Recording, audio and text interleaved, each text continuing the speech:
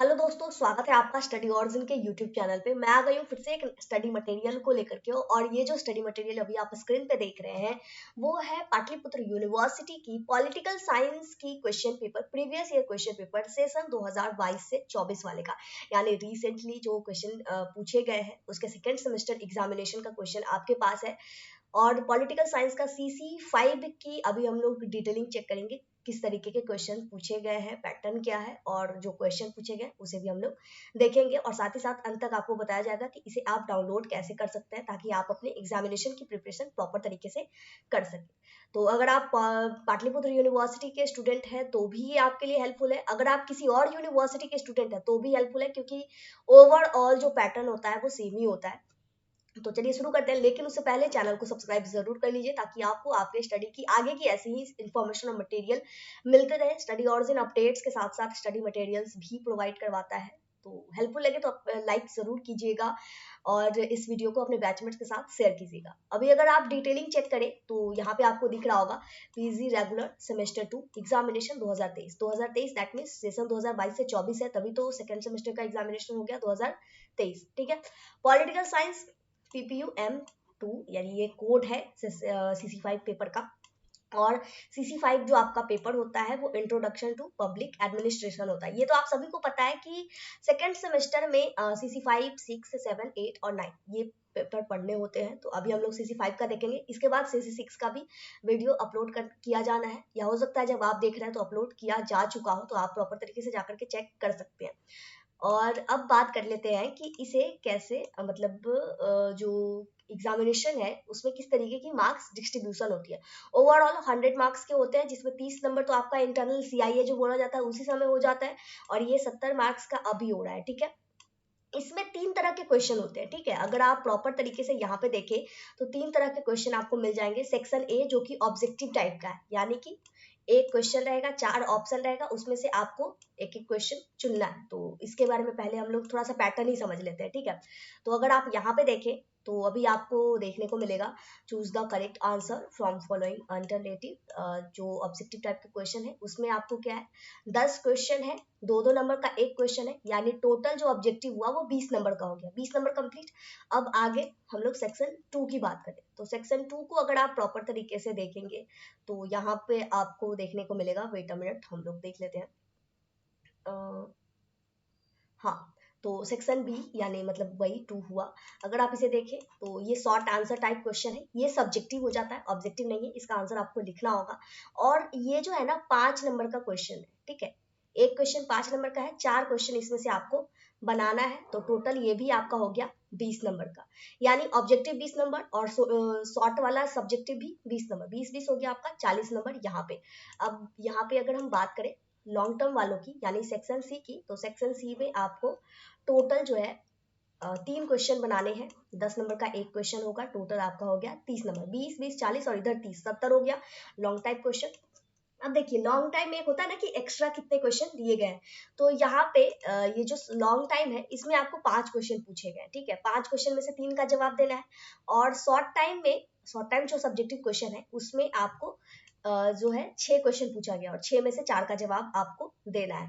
और ऑब्जेक्टिव में तो पूरा 10 क्वेश्चन ही पूछा गया है, 10 में से 10 का जवाब आपको देना है। तो ओवरऑल ये आपका एग्जामिनेशन का पैटर्न हो गया, जिस तरीके से आपको अपना एग्जामिनेशन देना होगा। ठीक है। तो ये तो आपका प्रॉपर तरीके से हो गया। अब हम लोग बात कर लेते हैं कि कौन कौन से क्वेश्चन पूछे गए, तो अब हम लोग जरा डिटेल में देखेंगे। हालांकि आपको क्वेश्चन देख के तो समझ में आ रहा है, क्वेश्चन आपका हिंदी इंग्लिश दोनों में है, तो ऑब्वियसली आप आंसर भी हिंदी इंग्लिश में जो चाहे उसमें लिख सकते हैं। कई स्टूडेंट्स का क्वेश्चन रहता है कि आंसर्स को हिंदी में लिखे या आंसर्स को इंग्लिश में लिखे, जो भी लिखिए कॉपी पे आप रोमन देवनागरी जो भी होता है, मतलब हिंदी लिख रहे हैं तो देवनागरी लिपि रहेगा और इंग्लिश लिख रहे हैं तो रोमन लिपि रहेगा, तो ये आप वो जरूर चेक कर लीजिएगा। ऐसा ना हो कि देवनागरी लिख के इंग्लिश में लिख दीजिए और रोमन लिख के हिंदी में लिख दीजिए, वो गलती नहीं होनी चाहिए। अब हम लोग ऑब्जेक्टिव क्वेश्चन की देखेंगे, तो ऑब्जेक्टिव क्वेश्चन हमारा है who is author of the book principle of scientific management. Principle of scientific management एक बुक है, उसके ऑथर कौन है यानी उसके लेखक कौन है। Max Weber, FW Riggs, FW Taylor, wait a minute, चौथा ऑप्शन क्या है ये भी देख लेते हैं, एल्टन मायो। और वही हिंदी वालों के लिए हिंदी में भी अवेलेबल है, आप देख लीजिएगा, मैं इंग्लिश वाला पढ़ देती हूँ, हिंदी वाला तो सब लोग पढ़ ही लेंगे।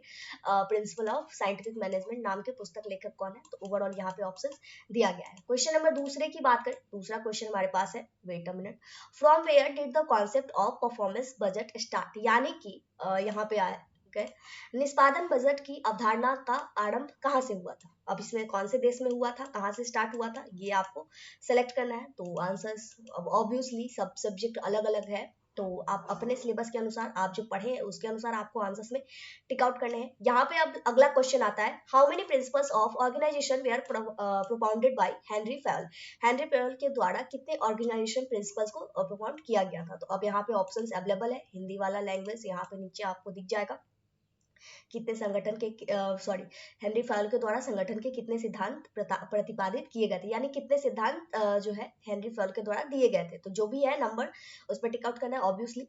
चौथे क्वेश्चन की बात करें तो which of the following is not a function of staff agency, staff agency की कौन सा फंक्शन नहीं है, इन चारों में से कौन सा फंक्शन नहीं है। तो ये आप अपने हिसाब से देखिएगा, आंसर्स हम लोग यहाँ नहीं देख रहे हैं। चौथा क्वेश्चन को कंप्लीट करके पांचवा क्वेश्चन अब आपका है, in which year the Philadelphia conference on public administration was held, ये जो कॉन्फ्रेंस है वो कब हुआ था, 1963 जो भी है, जब आप पढ़े होंगे तो ऑब्वियसली आपको पता होगा। तो इसका आंसर आपको टिक आउट करना है, लोक प्रशासन का फिलाडेल्फिया सम्मेलन किस वर्ष हुआ था। 6 number question, first country in the world to adopt the ombudsman system, ombudsman system को अडॉप्ट करने वाला सबसे पहला देश कौन सा था, कौन सा था ये आप चेक कर लीजिएगा। 7वां नंबर क्वेश्चन है, who wrote the first text book of public administration, public administration जो सब्जेक्ट है यानी लोक प्रशासन जो सब्जेक्ट है उसकी पहली पाठ्यपुस्तक किसने लिखी थी। अब जो भी लेखक है अब उसमें से आपको अपना टिक आउट करना है ऑब्वियसली। 8वां क्वेश्चन है, which is the following is not a feature of good governance, good governance की कौन सी फीचर नहीं है, यानी ऐसी इसमें से कौन सी ऐसी चीजें हैं जो सुशासन की विशेषता नहीं बताती है, यानी गवर्नेंस की प्रॉपर अच्छी चीज नहीं है। ठीक है, तो जो भी है आप अपना चेक कर लीजिएगा। अब इसी के साथ अगला क्वेश्चन हम लोग देखते हैं। अगला क्वेश्चन है, the concept of zone of indifference is associated with, उदासीनता की क्षेत्र का अवधारणा किससे जुड़ी है, सत्ता से, अभिप्रेरणा से, नेतृत्व से या फिर निर्णय से, ये तो आपको चेक करना है। The letter O in Posto corp stand for, ये जो पोस्टो कॉर्प वर्ड है उसमें ओ का मतलब क्या है। अब ओ दो जगह पे है, तो पोस्टो कॉर्प में अक्षर ओ किस बात का संकेत देता है, तो ये आपको बताना है। ठीक है, अब ऑब्जेक्टिव तो कंप्लीट हो गया। शॉर्ट टाइप क्वेश्चन देखते हैं, शॉर्ट टाइप क्वेश्चन जिसमें 6 क्वेश्चन है उसमें से आपको 4 बनाना है। क्वेश्चन की बात करें, describe the importance of Lokpal with reference to corruption, ठीक है, भ्रष्टाचार के संदर्भ में लोकपाल के महत्व का वर्णन कीजिए। और नेक्स्ट क्वेश्चन है, right a short note on e governance, e governance पर एक छोटी सी टिप्पणी, छोटी सी मतलब संक्षिप्त टिप्पणी लिखनी है, 4-5 पेज में तो लिख ही देना है। ठीक है, अब 4-5 पेज नहीं तो एटलीस्ट आप 3 से 4 पेज तो लिख ही सकते हैं। ठीक है, तीसरा क्वेश्चन इधर हो जाएगा।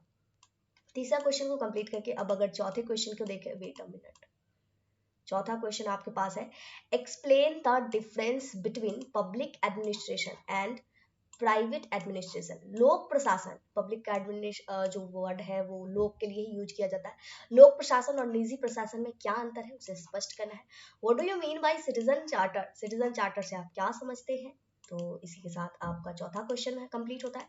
अगर पांचवें, यहाँ पे आप 5 मत देखिए, ये 5 ऑब्जेक्टिव जो एक है ना उसको काउंट करके है। ठीक है, तो ये ऐसे शॉर्ट टर्म वाले में 4 क्वेश्चन कंप्लीट हुआ है। 5वां क्वेश्चन आपका यहाँ है, व्हाट डज रिक्स मीन बाय द टर्म साला, तो इस शब्द से रिक्स का क्या आशय है। अब जो आशय है वो आपको बताना है। 5वां क्वेश्चन कंप्लीट हो गया शॉर्ट टर्म का। उसके बाद आगे यानी 2 ऑप्शंस आपको मिलते हैं, 5 उधर हुआ और एक ये last 6 number question, right a short note on useful of email, email का क्या इंपॉर्टेंस है। अभी तो आजकल डिजिटल वर्ल्ड में काफी ज्यादा इंपॉर्टेंस है, तो जो इंपॉर्टेंस है उसे आपको लिखना है। तो 6 ऑप्शन है, 4 जो आता है आपको लिखिएगा, 2 नहीं आता है तो ऑब्वियसली उसको छोड़ना ही है, आता है तो भी छोड़ना है, नहीं आता है तो वैसे भी छोड़ना है। अब ये हो गया शॉर्ट टर्म का कंप्लीट हो गया। अब हम लोग लॉन्ग टर्म वाले को देखते हैं। लॉन्ग टर्म क्वेश्चन को अगर देखें तो पहला क्वेश्चन है, discuss the impact of information technology on administration. Administration पर जो आईटी का सेक्टर है उसका क्या प्रभाव पड़ा है, उसके आने से या फिर उसके इंटरफेयर करने से क्या क्या चेंजेस हुए हैं, तो ये आपको यहाँ पर दर्शाना है। Discuss the role of public administration in developing countries. जो डेवलप कर रही कंट्रीज है, जो विकासशील देश है, जिसमें विकास होते जा रहे हैं उसमें जो है पब्लिक एडमिनिस्ट्रेशन की क्या भूमिका रही है, ठीक है, उसमें आखिर पब्लिक एडमिनिस्ट्रेशन कैसे हेल्प कर रहा है उसके डेवलप में, यानी उसके विकास में पब्लिक एडमिनिस्ट्रेशन क्या रोल प्ले कर रहा है, ये आपको दिखाना है। 9th नंबर क्वेश्चन, सॉरी ये दूसरा क्वेश्चन हो गया आपका लॉन्ग टर्म वाला।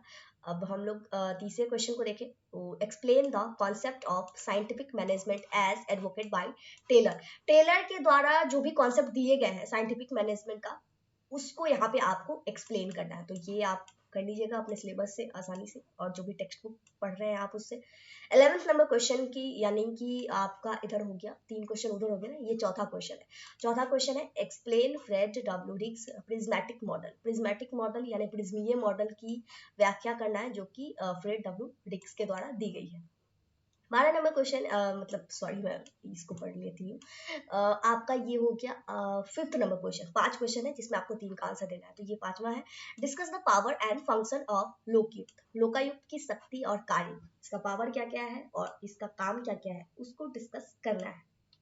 तो इस तरीके से आपके पूरे के पूरे जो है क्वेश्चंस, मतलब प्रिज्मेटिक मॉडल, ये सभी चीजें यहाँ पे अवेलेबल है। आप CC5 का क्वेश्चन पेपर आप डाउनलोड करने की बात करें तो इसका डायरेक्ट लिंक ऑब्वियसली डिस्क्रिप्शन में मिल जाएगा, वहां से क्लिक करके इजी वे में आप इस क्वेश्चन पेपर को डाउनलोड कर सकते हैं, ठीक है। और आई थिंक ये वीडियो आपको हेल्पफुल लगा होगा, तभी आप यहाँ तक देख रहे हैं। हेल्पफुल लगी है तो ऑब्वियसली इसे आप अपने बैचमेट्स के साथ शेयर करें जो आपके साथ पढ़ते हैं। और अगली वीडियो में CC6 का जो वीडियो है वो आप देख लीजिए डिटेल में, चैप्टर वाइज जो वीडियो की लिस्ट है ना वो वेबसाइट पे अवेलेबल है, ठीक है। स्टडी ऑरिजिन वेबसाइट पे जब जाइएगा, क्वेश्चन है, मेन्यू बार में ही क्वेश्चन नाम का एक ऑप्शन मिलेगा, उस पर जब क्लिक कीजिएगा ना तो आपको ये दिख जाएगा, जहां से आप इजी वे में डिटेल में चेक कर सकते हैं, ठीक है। तो इस वीडियो को आप यहीं पे कंप्लीट करते हैं। यहाँ तक वीडियो देखने के लिए बहुत बहुत धन्यवाद। और अगर अभी तक आपने चैनल सब्सक्राइब नहीं किया तो प्लीज प्लीज प्लीज सब्सक्राइब कर लीजिए। जय भारत, जय बिहार।